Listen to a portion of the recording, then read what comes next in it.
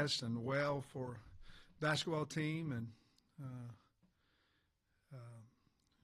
great job this year by Coach Cal and the kids and the players, and I wish them the best for tonight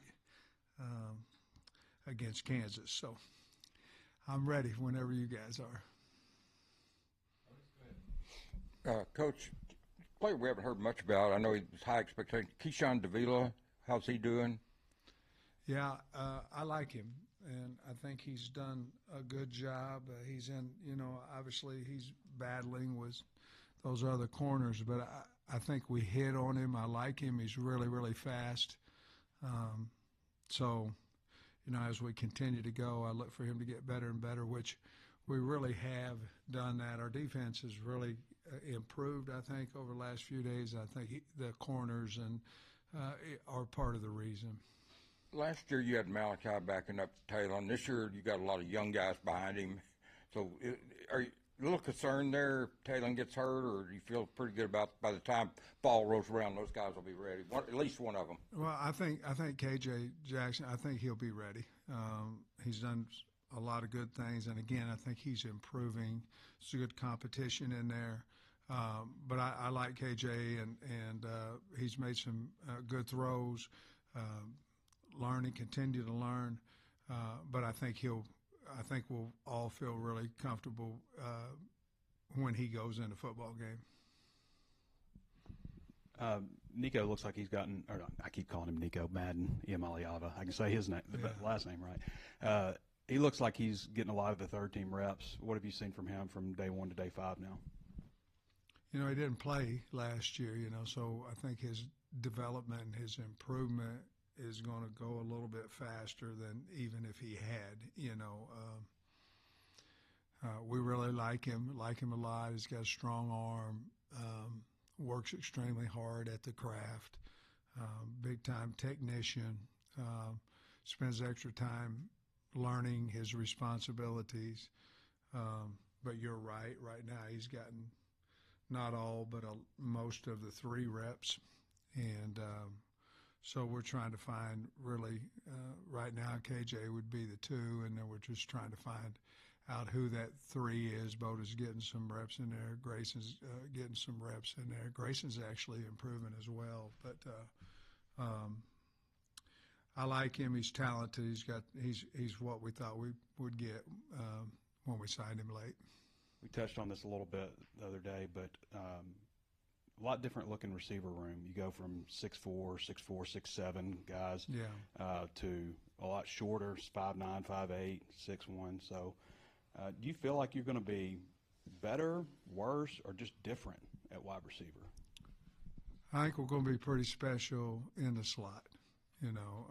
That's not what your question was, but I think we'll be pretty special with Sharp, Shanks, and Cross Johnson. I think we'll be pretty special in there.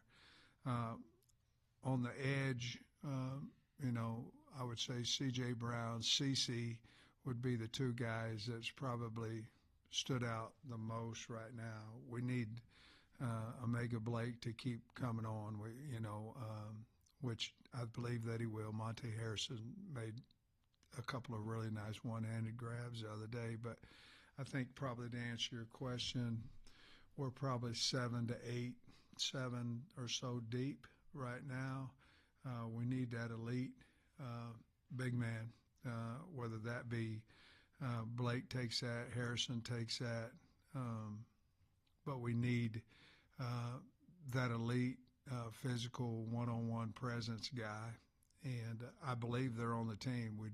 They just got to show up for us. I think they will, but I think we're going. I think we can throw and catch the football. I think probably you said it the best. We're just going to be a little bit different, and we'll even have, and we have had opportunities to have Sharp and Shanks on the field at the same time. Now, you're not going to be big when that happens, so we've got to find that one dominant. Andrew Armstrong, obviously Traylon Burks was that way. And I believe we have them on the team. They've got another 10 practices to get that done. Last time we talked, you said you feel like you know what you have a little bit more offensively than maybe on the defensive side of the ball with the new faces. Now that it's only been a week or so, but now that you've seen them a little bit more, who has stood out to you on that defensive side? Quincy Rose, Ian Griffard, and Danny Sully. Those are three guys that I think, they didn't play a lot, but I think those three are as improved as anyone that we have on the team. They've done a really good job in there. Obviously, we're without Cam and Oki inside. Those guys, Sori and Dix, but they played, but you can feel them all the time. I'll tell you, Guy, Selman Bridges is getting better. Jaden Allen, and then we talked about Davila. But I think those guys that we hadn't seen play a lot of ball, those are the ones that I feel like, hey, they're going to be okay. They're going to be good players if they'll continue to improve. I think we talked a little bit about Rohan Jones last time we saw you, but just what do you like about him, and what do you feel like you got in him? Yeah, that's another thing. We've got to get him the ball more this spring because he's very, very capable. But I like the man. I like his work ethic. He's a willing blocker, and obviously he can run and catch. I haven't felt him as much at practice. We haven't got the ball to him as much, but he's very, very talented, and he's actually more physical than what I thought he would be when he came in. And I guess same kind of question about Mike Washington because we haven't talked about Love him a whole him. lot yet. Yeah, what do you feel like he's added to the running back group? He's good. I mean, he's fast. He can break tackles. Never says a word, he made a run the other day in the scrimmage. I don't know if we blocked many people from about the 6-yard line. Was special. On tape, watching him on tape, my only question was, can he break tackles? Because he's fast and he's big and he makes good cuts and all that. And that's been answered. I mean, he's broken a lot of tackles. And we've had opportunities situationally to tackle. We got to find about our team. And in those situations, we've stayed fairly healthy. But I'm high on Mike Washington. Coach, the true freshmen that came in at midterm, have any of those guys stood out to you that maybe you think, hey, they may be in the mix this fall? Whether the starter or not, but at least get good, meaningful reps. Right off the top of my head, the number one guy would be J.J. Shelton. I think he's a guy, obviously we recruit him at linebacker, but he's playing the nickel, the hog, whatever you want to call it. I think that would be the number one guy on defense that kind of sticks out. Offensively, I like those two linemen that we brought in, Blake Cherry and Cash Courtney. And before he got hurt, I thought that Ferguson was a guy that, and I still do, I believe that he'll be in our top 9. He made a great catch on that diving catch. We were in Spiders. He hit his shoulder, broke his clavicle, but he would be the other guy. And the kicker, Starcy. At linebacker, I know about Sori and Dix, but who behind them is kind of moving up to the front behind those two guys? Shaw would be that. It's unfortunate that, we had a hamstring pull with Wyatt Simmons, but J.J. Shelton's kind of there. But the top 3 would be those two, as you said, and then Shaw, and then we're certainly counting on Wyatt Simmons to be probably the next guy. I don't know if I'm supposed to, but David Oki, you had said he might be out in a week or so. Are we allowed to talk about, is he going to be back this spring is my question. If you can't answer it, I understand. No, I can answer it. We probably could have brought him back today, probably. We thought we went this far, another 10 days, but he will be back on Tuesday. So he'll get 9 of them. And that's kind of most of these guys will be, without the Jordan Young had the surgery, so we know that he can't come back. But most of the guys Kenai Walker is a guy that we need to see, that will be back on Tuesday as well. How are you feeling about the offensive line after 5 days? I saw a little, maybe just for a little bit, it looked like Marion was working at Summit right guard. Yeah. Not a whole lot, but just your thoughts on where things stand right now. Well, it gave us with Kobe Branham having surgery on his pec, that gave us opportunity to move. And Marion's so valuable because he can play so many positions for us. Obviously, he wants to start at wherever. Right now, it's right tackle. But when Kobe had his surgery, which is fortunate because he's one of the best offensive linemen we have. I mean, he's a good player. But we can develop somebody else, and he'll be back for fall and all those things. But it allowed us to move Harris inside a little bit, and it allowed us to have Shaq be a one, because certainly he has the talent to start for us. So, but to answer your question, that's why we did it. And we'll probably move him a little bit to left guard as well, at some point. Shaq is listed at 6'8", 362. Is he taller than that? I mean, you got other guys that are listed at 6'8", and he's taller than them. He's not Dan Skipper height, but he's close. I mean, he is. Dan, when he was here, now Dan's a huge man now, but when he was here, he was a big guy, but he was, he looked tall because he wasn't thick, thick. That's where Shaq doesn't look so tall because he's so big as well, but yeah, I think he's every bit of that 6'8" or more, and he can move. I mean, he's not a freshman, which was your question, but he's as impressive as a newcomer. I think him and Mike on offense would be the two guys that are, well, you have Sharp too, Shanks, those guys, but on the O-line, he's been really impressive for a young guy. Corey Robinson obviously has been playing well too, but I'm real happy with him.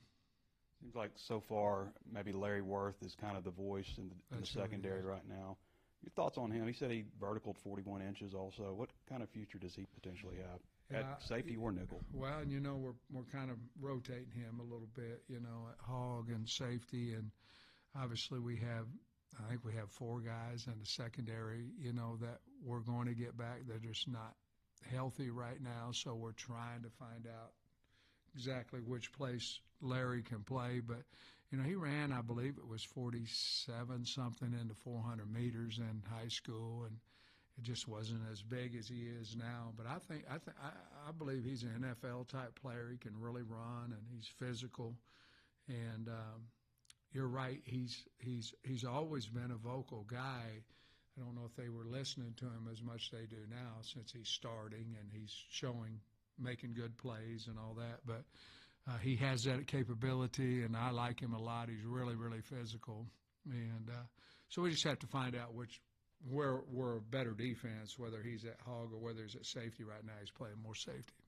Where do you feel like Kean Blackstock needs to improve this year, and do you feel like he's kind of making strides? Well, I think we finally found his place. I think right guard is his, where he can, we moved him a lot last year. I was watching, all the tape from last year and trying, he played several positions for us last year. I don't know, he had to, he's playing right tackle against Tennessee, and he played guard, and I believe he played some left tackle for us as well. So, I think putting him at one spot, I think we found his spot where he can have success. And he's still got to, he's not stepping well to his left. We've got to get that figured out. But his pass protection has been as good as it's been since he's been here at right guard. This is kind of old news now, but I forgot to ask about it last time we saw you with the rule changes regarding faking injuries and stuff. Do you like what they've adopted there? Well, I'll be honest with you, I have to look at it. There were so many different things going around. I don't know to be honest with you, I don't know where they settled on that. I think, is it where you have to set out? It has to do with it's a timeout thing, isn't it? It's like, yeah. And it's after they I don't know the exact wording of it. After they spot the ball, if they go down, it's either going to cost you a timeout. You don't have any timeouts, it'll be a 5-yard penalty. Well, our compliance girl had a baby, so I'm not up on that current rule. Hannah did. But here's what I'll tell you. We don't do it, so I think there's no reason for it in the game. I think putting that on the officials is very, very difficult, and so we have to do something about it, because momentum is momentum. And if somebody wants to fake an injury, it needs to cost them a timeout or whatever, whatever they decide with the rule. But we don't do it. We don't teach it. So I refuse to do it. It's not part of the game. I think it taints the game. And so if that's the rule, I like it.